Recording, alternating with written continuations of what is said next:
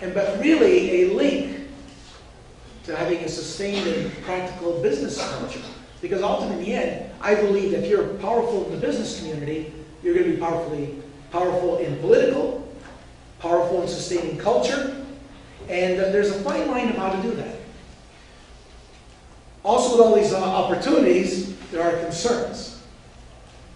But going back to some of the niche problems I find in our Italian culture is that because we've become so powerful in business, some of these very powerful business people have lost touch with the second and third generation Italian.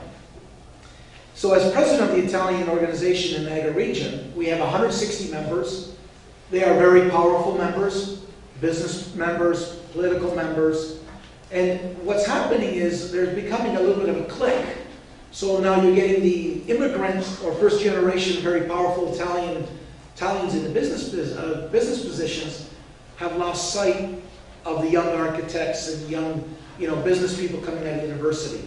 And I don't think it's done on purpose. But like any society, you become a little bit cliquish because you get accustomed to who you know and who you've been with for the last 20, 30 years of your lives. The dynamics of the CIBPA, and what I'm diligently working on, is bridging that. Is by bridging it by creating education bursaries, by making sure that there's some mentorship involved, by creating an era of unison between the senior Italians in our groups and the young professionals coming up. And I think that's a dynamic probably with many different cultures. How do we do that? How do we best bridge that, and the importance of sustaining and mentorship?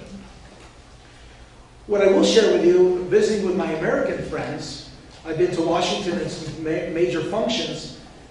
The dynamics in the third and fourth generation are basically Supreme Court judges that are Italian, generals that are Italian.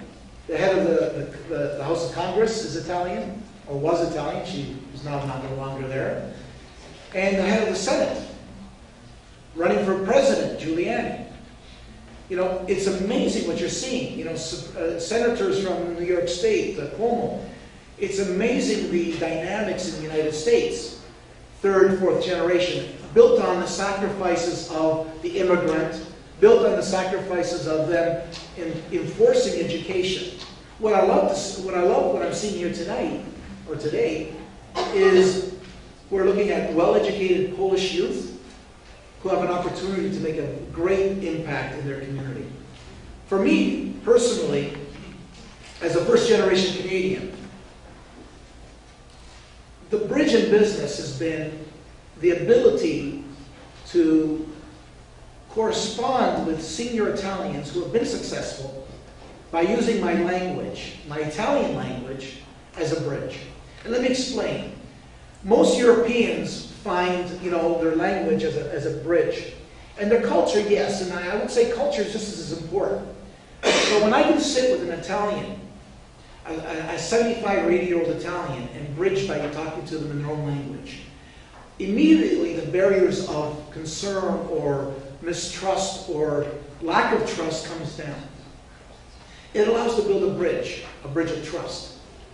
And I would say to you, if you're in business and you can speak your home language, your Polish language, it will go a long way in building bridges, in building your business. And quite honestly, I'm more interested in building your businesses. Because you have a life, you're going to be married one day, you're going to have your own children. And so incorporating your language, it has built millions of dollars into my business. And I say that to you not with pride, but from humbleness actually, because it is amazing. You say, well, what did you do? How did you get this business? And you would laugh. My appointments sometimes over an espresso, a cappuccino, cookies, talking about family, spiritual matters, talking about everything but business. Once that bridge is built, business is a foregone conclusion. It's simple. And you say, why? How does that happen? Because I believe the immigrants from Poland, the immigrants from Italian heritage, still want a connection. If you could provide that connection, whether you live in London, England, whether you live in Canada, whether you live in America, I think it's similar. And ultimately, in the end, you are the youth, you have aspirations. By becoming successful, you can create your culture, you can create clubs, you can improve your clubs that you already belong to. And I think by having more say in political matters, because you are strong business people, it will lead to, I believe, an engaged and prideful Polish community, just like the Italians. What I want to leave you with is some things that we can do to engage. And I use the Italian background, but I think it goes across any type of culture. Creating an atmosphere that is exciting and vibrant, wrapping yourself around the Polish heritage is important, remembering first that you're a Canadian first, or if you're from another country here, whatever country you come from. Because Canada has provided a great platform. If you talk to my mother and father, they would say they're Canadian first, Italian second. Very interesting dynamics here in Canada. And what I would share is creating a connectivity to your culture. Having understanding amongst the seniors in your culture and the youth of our culture. And I believe most importantly, mentorship. I believe, as now in my mid-40s, that I have an obligation to mentor younger Italians, to engage them in conversation, to help them to bridge from that 20-30 age bracket to the business bracket where many are in the 60s and 70s, to engage them in how we can build that bridge. I believe mentoring them into how that's done in an appropriate manner, remembering always to respect the culture that they come from. What are the things that they should do and shouldn't do? I think that's important as well. So on that, I would like to just probably say to you, be proud of your Polish heritage. I'm very proud of my Italian heritage. And be engaging, be passionate about your culture. You wouldn't be here if you weren't. But how do we take all this and create it into something interesting for yourselves on a one-on-one level, personally? How do I incorporate all this? I'm here in Canada. I'm listening to these Polish lectures. I'm listening to some Italian guys speaking about Canadian-Italian businesses.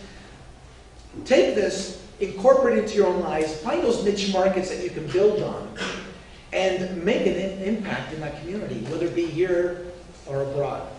And I want to thank you for the opportunity to share that with you.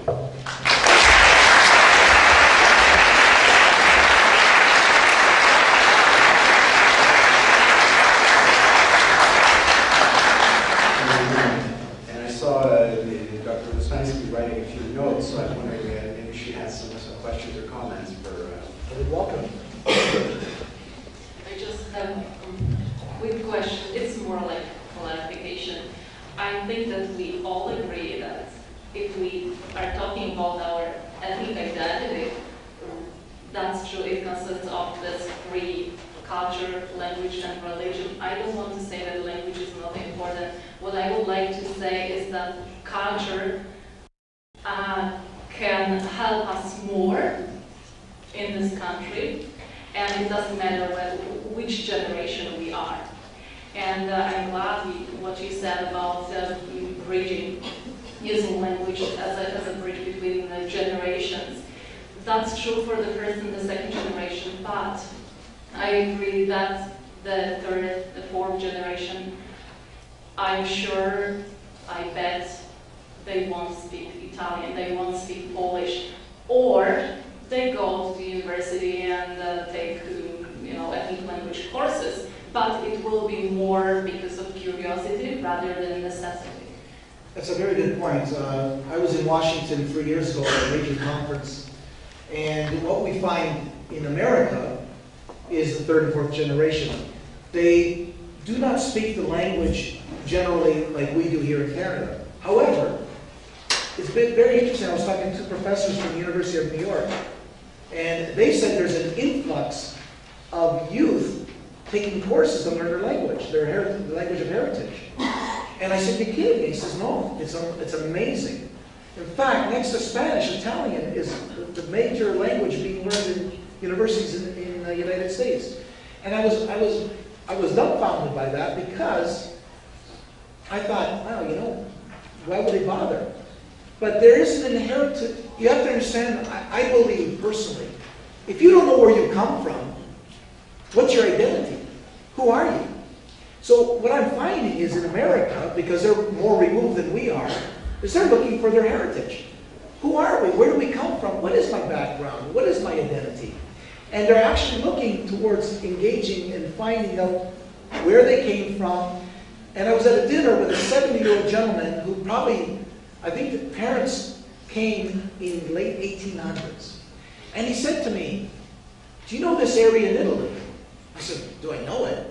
My dad's from about 20 miles away from there. You're kidding me. What's it like? These were people in their 70s, almost falling over on the table, asking questions about Italy and where their parents and grandparents or great-grandparents had come from. So I think, yeah, you know, the scarcity of language in the third and fourth generation is something of a concern. But the reemergence of the language in America is really an exciting development. And so I appreciate your comments on that. If I could just weigh in here. There's a practical side, and you touched on it, but I'd like to underscore it. There's a huge market demand right now for folks with language skills, but not just language skills. It's very interesting that the ask from banks or the government is that you have language skills. But when you get in the room, what they're actually asking you for is language and cultural skills.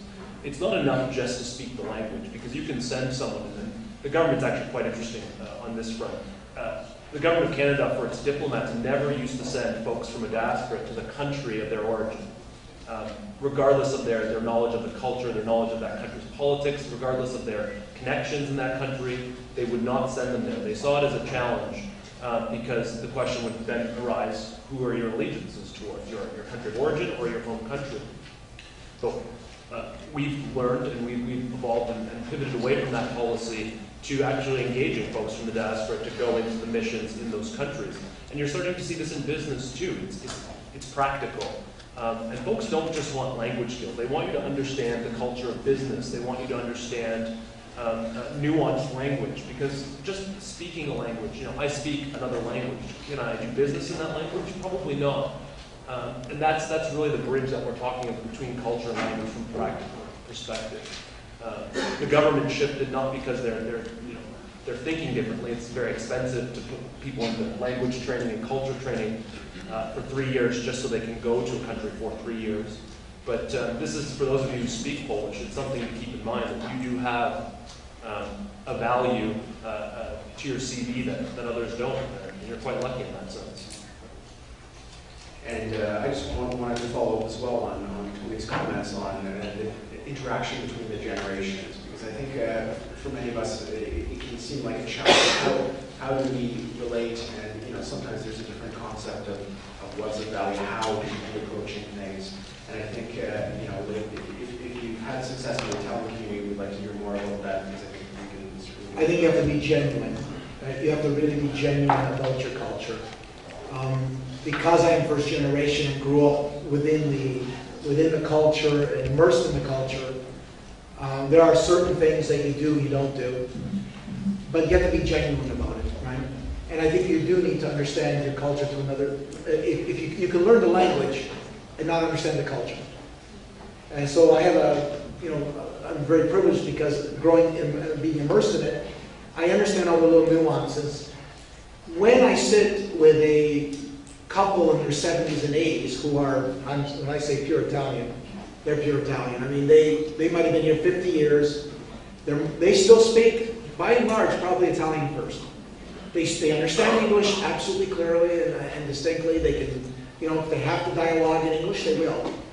But what's interesting is they look at you utilizing their mother tongue as a way that you actually genuinely care about them on another level.